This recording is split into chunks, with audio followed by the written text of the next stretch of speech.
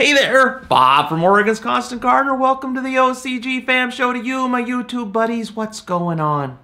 Let me know in the comments. We'll talk about it. It'll be fun. So today is part two of our episode with Scott. Viewer questions. Got some good ones, so watch that. I'll talk to you after. Okay. ZTFAB438, longtime viewer. Hey, Bob. I was wondering if you guys at Nectar recommend using some compost with your number 4 soil and nutrient line. If so, how much or what percentage? Compost? Compost is great if you trust the compost source.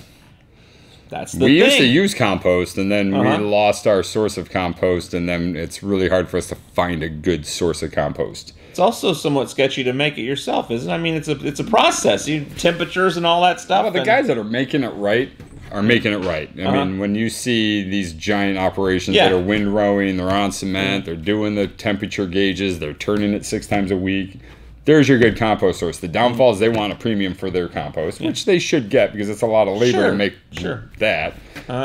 We don't add it. It definitely doesn't hurt. You know, if you can find a good clean source, you know, like Malibu compost is a good one to do a top dress on. Percentages is truly up to you for water retention, microbial activity. You know, what are you looking for in your medium? So I would say right now the one I would trust is Malibu. Malibu would be a decent compost to put in, especially on the West Coast. I'm not familiar with their East Coast. I know they'd have dairy farms around. Yeah, there's all over. They got one up in Sandy, I think, and down California, all over the place. We get the Sandy stuff here, and so we know what our compost is. So it's you're reaching out to find out who your compost supplier is. Your backyard compost, I do not recommend indoor growing with your backyard compost because you don't know if the rabid raccoon took a crap in your compost. You don't know if the cats are pissing on it, the dogs are pooping on it. I mean, there's a lot of factors in compost that you have to be careful with. And so if it's a home backyard one, that's great for the garden where you have the earth to balance you out. But in a container, it's a little bit more sketchy indoors because you could really breed a pathogen fast.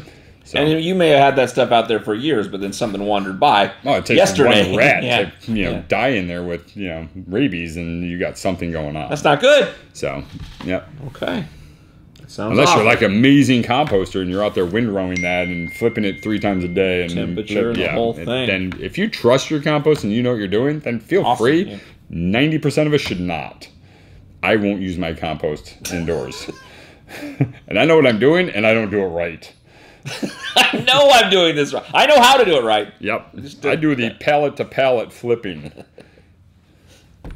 Oh, so you got like stages. So you got put in your green, you flip it over to the brown, and you finish it out here. But you go back and forth until it's finished. I gotcha. So it's a lot of work, and it's But you know, it's compost. Compost is great, but I only use it outdoors. Okay. And it also brings fungus gnats, just so you know. This is Cornelius Hamilton. Again. Cornelius from the Rudolph Show. Wasn't there a Cornelius in one of the claymation shows? It might have been. I know that was one of Tyler Durden's fake names. Cornelius. Wasn't he the pick guy? Cornelius? I have no idea.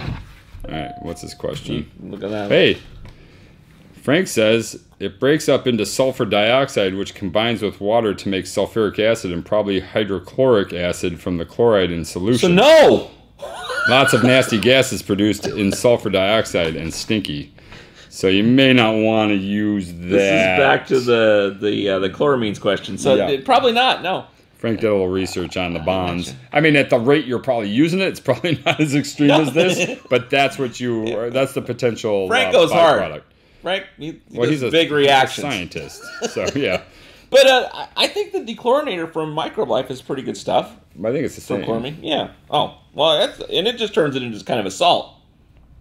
Yeah. All right, we're going back to the questions. Cornelius Hamilton, Bob and Scott. Thanks for answering my question last week about Bloom Chaos. Scott gave me exactly what I needed to know about Herculean Harvest. It is the driving catalyst, the nutrient line. Everything else just complements it in one way or another. But Herculean Harvest should be a product I use most if I am driving yield and growth. So last week you had someone ask about reusing soil, and you didn't really give the answer I was looking for. I'd like you to give a different. No. I'm working on getting my own wholesale cannabis company here in Colorado and wanted to use no-till with the Nectar for the Gods. Considering Nectar for the Gods is a line that focuses on feeding the soil, I would think that no-till grows using Nectar of the Gods would kill it, especially in the long run. How well does Nectar play with no-till growing? From my understanding, the bone meal that is used with the nutrient line, most of it isn't even available to the plants until 3 to 6 months down the line, and therefore the soil should be better at that time. Also, everyone who grows Nectar of the Gods has probably dealt with this, but there's a thick chalk you get on the top of the soil and from the bone meal. Is that a problem if you're doing no-till? And how do you prevent this from happening? And you guys have been able to figure out ways to feed Herculean Harvest using drip systems yet. So we got a lot of stuff going on here. Hope you guys answer this question. Happy holidays. So, well, first let's address the 3 to 6 months down the line question. That's not... No, Herculean is available right now. That's why we spend 12 weeks digesting it. Maybe talking about the one-shot.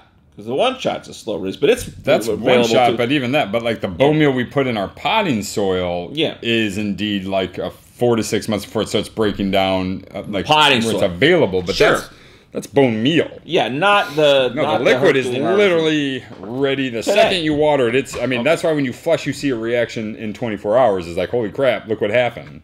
So that's more so with the bone meal that's in the soil and the soil getting better. I think we talked about reusing the soil. Maybe that's where it was going with that. No, because he keeps carrying it on with the chalky gum buildup. So what about the gum buildup? No. Well, yeah, so the chalky buildup is not bone. The bone is digested. So what people don't understand about Nectar's Herculean Harvest is that after 10 to 12 weeks in our tanks, it's digested down to absolutely liquid calcium phosphate. Liquid. Yeah. There is no bone meal left. Yeah. We filter off all the bone. Okay. Anything left is gone through a casein filter, 400 mesh, screened. Okay. Then we add in a protein gum. Yes. Gum emulsifies that liquid calcium phosphate, so when you water it, it doesn't go right through your soil and disappear because we want the holding power of that. What does emulsify mean? Well, if you take a liquid and you want it to be thickened up, you emulsify it with a thickening agent. Like when you're making gravy. Gravy, yeah. Putting cornstarch in your drippings. So you've made this so liquid that it would just pour right through. So you got to thicken it up a little bit so that it will hang out long enough to do its thing. Well, coat the turkey and not go past the turkey. I got you. So we're coating the soil, and then with a protein gum, the gum itself is literally a microbial food. So this calcium phosphate that's now within this gum is adhered to your cocoa fiber, your peat moss, whatever your media is, adhering that so your microbes can then digest that and break it down. Okay. That's crazy. Go to hell, Surrey. It's a bad girl. She turns on. I know, my Alexa does that. I unplugged her. You should hit that with a hammer and then throw it away. But she can order my garbage bags for me. I just say, Alexa, give me my garbage bags. And she's like, boom, done. Handled. Keep talking, Bob, so we know what you're doing now. See, that's the thing. When I'm talking about shady behavior, I don't talk about it in front of Alexa. I go in the other room. Oh, yeah, because she can't hear through the fucking... Yeah, anyway. She's like that house. She's just triangulating with your phone. Anyway, so... Well, yeah. Anyways. So the gum, it builds up on top. The chalk it's a gum. Okay. That filters out on the medium. Microbes help break down that gum, so if you start to get too big of a buildup, a couple things you can do. Increase your microbial activity, whether it's SLF, cultured teas, a lot of people will do a sprinkle in the mycorrhiza, put a worm casting coat on top of it, and the mycorrhiza will dive in and out of the gum and eat it. Okay. If it's really bad, very, very rarely do I recommend this product, but it works really good for this one instance, and it's hygrozyme.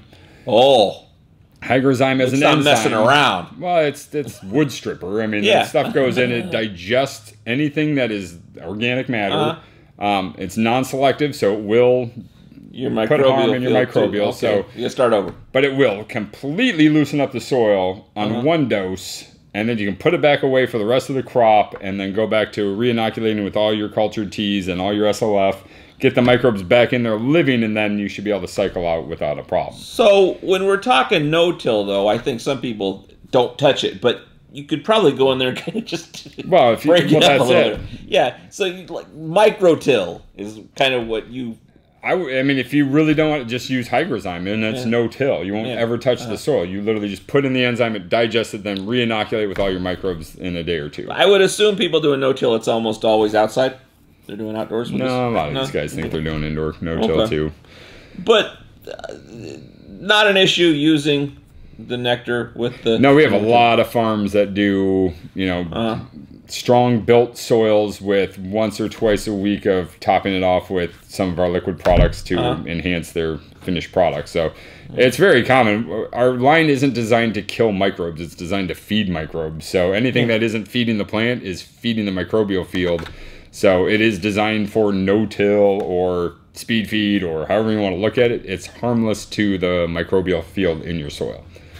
As far as automation with a HERC, we have a HERC right now that we are working with some of the bigger farms that can do automation. We just took the gum out. A lot of guys, what they've done in response, so if they can't get their hands on the no gum bone, because we only offer it in 5-gallon jugs because it's for commercial purpose. Okay. A lot of people will take a cheesecloth and a strainer and pour their Herculean Harvest through the cheesecloth. Anything that comes through is the liquid calcium phosphate. Sure. Anything they catch is the gum. Okay. And so you lose, you know, there should only be about 5 to 10% of the whole fat is gum. So most of it's the stuff, the liquid, the calcium. It takes very little. I mean, out of 8,000 gallons, we put in like 40 pounds of gum. Huh. So that's not even a full bag. Okay. To make 8,000 gallons. That's how thick that stuff is. So, and this is, it is coincidentally a microbial food, but mainly is to make the stuff thicken up a little bit so that it doesn't just drop right through. Well, so that it's available, but not just... Well, you know, we're a double feeding company. We feed the plants on the first time, but we want the core fiber to become a food source. We want the peat moss to be a food source. Sure. We want everything in there to be something the microbes want to eat. Cocoa fiber by itself is not a food source. Yeah. It's inert media that plants will root through. If we put calcium on it, now the microbe wants to eat that calcium phosphate, and in turn they're pooping out. They're eating some of the cocoa, which is they're pooping out, and that's becoming, you know, magnesium and potassium, or whatever the media is made up of. So we really look at it as getting the best bang for your buck with the HERC. You're feeding the plant once, and you're feeding the microbes once, because your plant can't possibly eat 4 tablespoons in a feeding of HERC. But they're taking up 2, and they're leaving 2 behind for the microbes to digest and make everything else available to the plant. Going. So. Okay. Cool. Green Killer 420. This is the last question, by the way. We just flew through them. When you water BK in, do you mix it with your nutrients, or does it still have to be just straight water? Like when you're foliar feeding. Thanks for all you do. All you two do. Really appreciate it. So, yeah, no, you can put it right with your nutrients. Is there any reason you wouldn't, or you would just, this is just another thing you put in with the nutrients. You would put it in last, obviously, but... Yeah, that's the only thing. You don't... The whole reason why we don't say add a whole bunch of stuff to it in the bottles, because you're not using the whole bottle in seconds. You could use that for 4 days, and you literally are reacting to each other, so they just become less available or less responsive. So you keep it in the bottle longer, and so you you don't want to put anything in there to have it work up with. Yeah.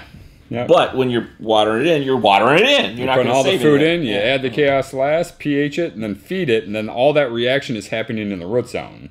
And that's fine to do. I mean, as soon as it hits and it starts reacting, it's reacting. So if you have a 4-day-long reservoir, no, it's worthless in there. I mean, it's the first day you feed, there's going to be a reaction. The next 3 days, it's locked. Done.